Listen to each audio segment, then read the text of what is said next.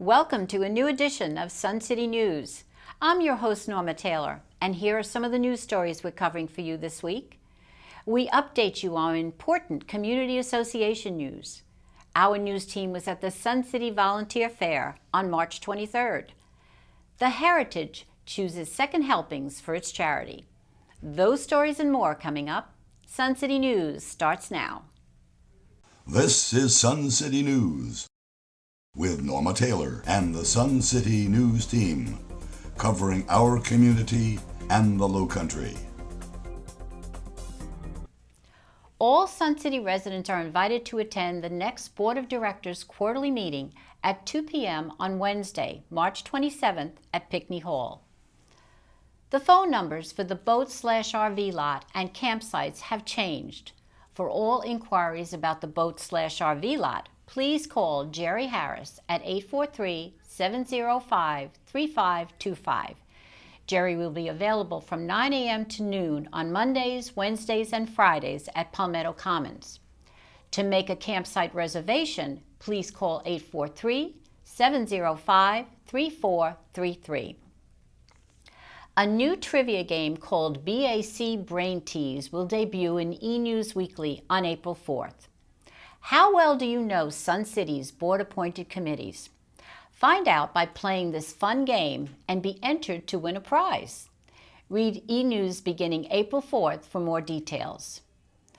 For more information about these events and other community activities, check your email inbox for E! News Weekly or log on to suncityhiltonhead.org.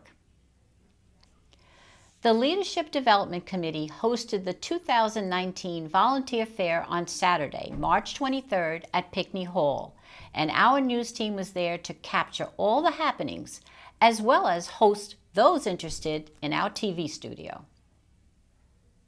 I'm here with Ron Gray, who serves on our Leadership Development Board appointed committee, and you also serve on the Greater Bluffton Chamber of Commerce. Correct. Now, I understand you were instrumental in procuring these outside organizations that are here today. How satisfied are you with your results? Well, I'm pleased with what you see here today. I've been with the Chamber for about 7 years, and the nonprofits there all say, boy, we'd love to have the opportunity to have access to the talent of the Sun City residents. So here we are. How many are here today? Well, we have 40, and we had to shut it down for space reasons. So we have 10 or 11 internal opportunities for volunteering. I'm here with Elisa Passament. Elisa, you are with the Leadership Development Board appointed committee here at Sun City. That's correct. Now, when you began to conceive of this particular project for today, what were you hoping to accomplish with this? We were hoping to get individuals within Sun City to realize that there are multiple ways to volunteer in the community. There is, of course, the board-appointed committees and the things that are inside, but there's also this wonderful community that exists around us that each one of us gets to enjoy. And so we thought people would want to give back. Now, it's pretty early in the day here, but if you look around, how pleased are you with what you were hoping to accomplish? We are delighted. The residents are turning out. We are so excited about the number of nonprofit organizations that showed up. I'm here with Linda Collins. Linda, tell us about the organization you're here for today. I represent the Resource Foundation of Jasper County, which raises money. We're a nonprofit to help people with special needs that goes to a day program in Jasper County. We also help people in Beaufort County with disabilities. It's very difficult to walk by your table and not have my attention drawn to these beautiful, beautiful paintings. Tell us about why you've brought those here today. We brought these so that people could see that the artist of this goes to the day program, and he has never had any formal training, and to show people that he has talent and what talent he has. Since its inception in 1987, the RBC Heritage and Heritage Classic Foundation have made a charitable impact of $39 million, with $1.6 million generated in 2018. Tournament proceeds benefit a variety of local charitable organizations that impact those directly on Hilton Head Island and the Lowcountry. Second Helpings, which collects food 7 days a week and distributes it to neighbors in need, was named PGA Tour Charity of the Year. Each year, each tournament on the PGA Tour nominates one charity from their area. And those are mulled over by the PGA Tour, and they pick one of those charities. And this year, the PGA Tour awarded Second Helpings, which was the one we nominated. Second Helpings Board of Directors and staff say thank you to founders Gunther and Louise Hecht and the hundreds of donors, volunteers, and agencies who serve their mission to rescue and distribute food to those in need. This means a great deal to our budget. We're a very small agency. We have 320 volunteers that keep our costs down. Their long-term support and involvement earned Second Helpings this recognition. What a great testimonial to all who are now and have been involved with Second Helpings for the past 27 years. When we come back, our wine whisperer Tina Thompson brings us her latest wine report. Reporter Chris Chase visits with the Daughters of the American Revolution. We learn details about the upcoming Rainbow of Rhythm event. We'll be right back after these messages. Well, our wine whisperer is here in the studio. And Tina, you came up with some light wines that are really light on the wallet, too. And guess what? They've got great ratings. Springtime, new discoveries. Yes, that includes wine. Seeking something different, refreshing? Here are some offerings of lesser-known Italian varietals. Wine Spectator wrote Ancient Grapes, Modern Wines, a colorful, informative guide to 6 underappreciated grape varietals. Here's 3 to explore, plus one of my favorites. Let's begin. Pinot Bianco, known as Pinot Blanc in France, and Weissburgunder in Germany, is part of the Pinot Noir family, a genetic mutation. Said to be delicate, not fragile, with aromas of spring blossoms, citrus, and apple. A refreshing palate, great with most salads and grilled seafood. Terlano Pinot Bianco 2017, $20, 90 points. Vermentino. Apparently, the distinctive characters vary contingent on the region where it's grown. Light to medium in body aromas and flavors of citrus and peach. Late harvest brings notes of apricot. Now, our fresh low-country seafood has met its match. Don't forget, it's soft-shell crab season. Argiolas, Costamolino, Vermentino 2017, $15, 89 points. Anglianico. Now, this red grape has 3 characteristics in concert. Flavors of dark fruit, aromatics of floral, violet, and rose, with mineral underpinnings. It's a late ripening variety, harvested late October or early November. Pairs well with hard cheeses, eggplant parmigiana. San Gregorio Anglianico Rubrato, 2016, $20, 90 points. Dolcetto, a fave chilled for a summer's day.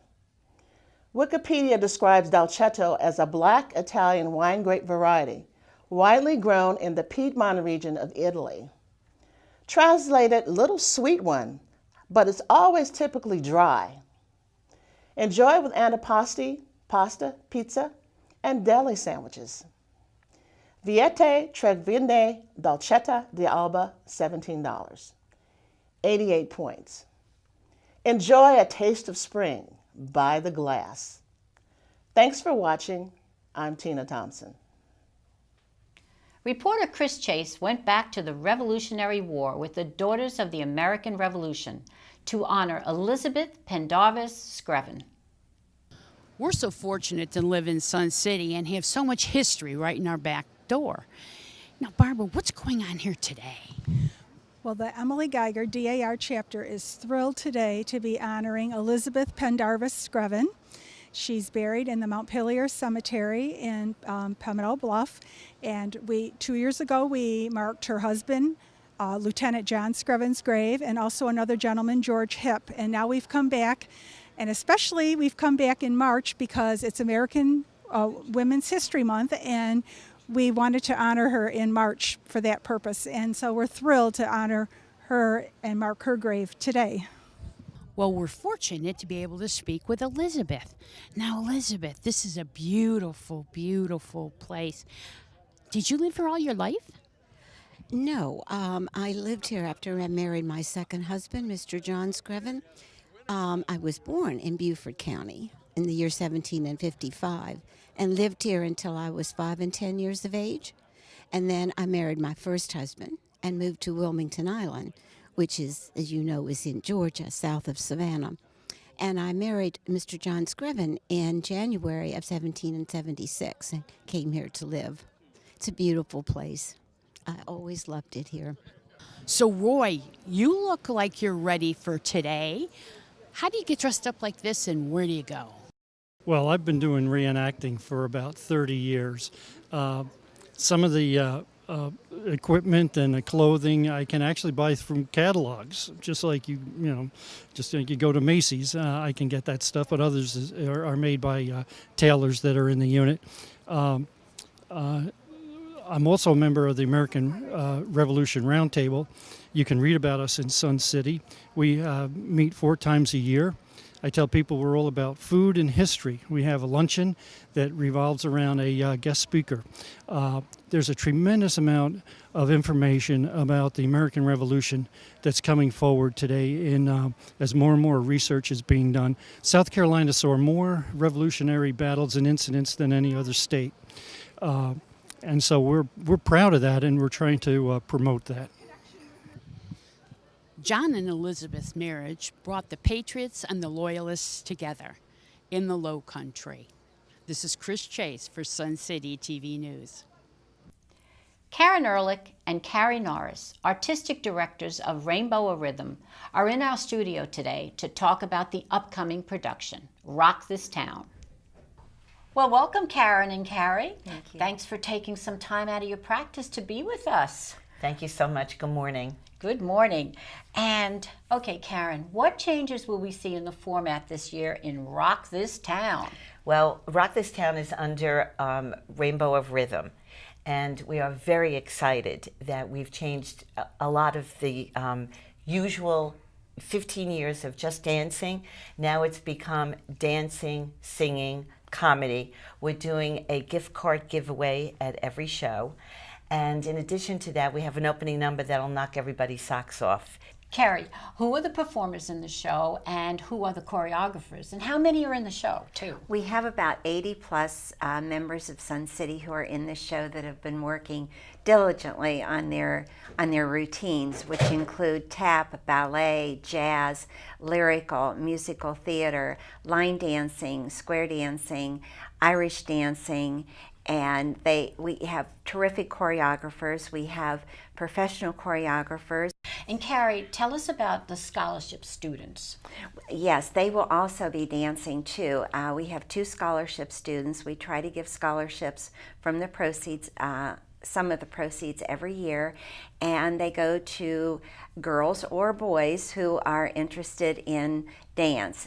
They write an essay about what their dance involvement is, what dance means to them, their community involvement, as well as dance involvement. Well, Carrie, give us all the details. Our production begins April 12th. That's a Friday at 7 p.m. That's the first performance. And then Saturday, April 13th at 2 p.m., the matinee, and 7 p.m., the evening performance. It's going to be really exciting and great. Thank Good luck, you. ladies. Thank you so much. Thank you. There's still much more to come on Sun City News. Randi Selman is here with an entertainment report, and she checks out Drowsy Chaperone. Ray Tapio is at the tennis St. Patrick's Day social event. We'll return after some messages from our sponsors. Well, it's time for an entertainment report.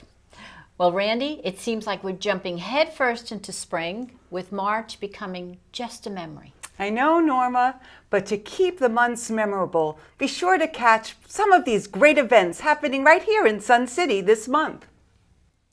Live and Local brings Harlem River Noise to Pickney Hall on Saturday, April 6th. This musical duo will wow you with their swinging 1950s rock and roll music and the cool sound of boogie woogie with piano and smooth, sassy saxophone. Tickets are only $13 and they're available online or at Lifestyle Services. The show starts at 7. On Sunday, April 14th, Blair Carmen and the Bellevue Boys will be performing in Magnolia Hall. Blair Carmen has been singing and performing since the age of 12. A master interpreter of song, he brings a freshness and sincerity that's lacking in most of today's music. He and his band will bring you the sounds of Carl Perkins, Jerry Lee Lewis, Elvis, Ronnie Hawkins, Roy Orbison, and many others. Tickets are $28 and they too are available online or at Lifestyle Services. That show starts at 7 p.m. Be sure to get your tickets for Anna Fedorova, one of the world's premier young pianists. Anna demonstrates an innate musical maturity and outstanding technical abilities that far surpass her age. Anna has performed with world-renowned orchestras throughout the United States and abroad. Tickets for this Saturday, April 20th concert are $25 and include a champagne reception in the pavilion at 5:30. Tickets are available online or at Lifestyle Services.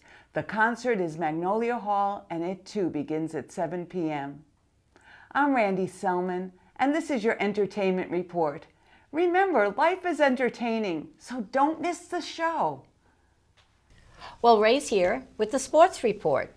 And Ray, you're still celebrating St. Patrick's Day. Well, it was a big celebration and there's lots to tell.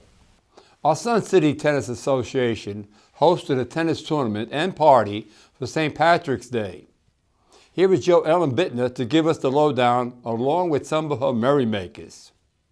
All right, today is the day of the Tennis Association's St. Patrick's Day social tennis party and tennis, and I'm here with Ellen Bittner. She is the chairperson, and she's going to tell us all about it, and if our friends will keep quiet back there, but they're looking pretty good. Go ahead, Joe.